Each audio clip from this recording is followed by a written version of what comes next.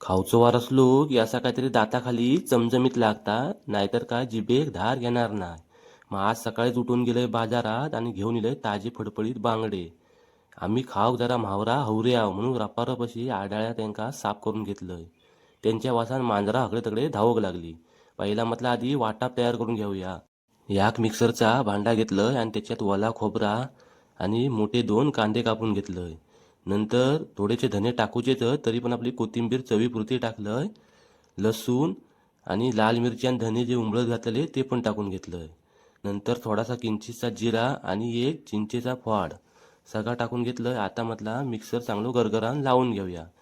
लावून झाल्यावर या असा आमचा वाटाप चांगला गिलगिलीत वाटून इला. आता फोडणीची तयारी. गॅसवर ठेवले टोप आणि त्याच्यात टाकले 2-3 पळी तेल. तेल चांगला म्हटलं आता गरम झाल्यावर वरना टाकूया कांदो. कांदो टाकून झाल्यावर थोडंसं कढीपत्तो.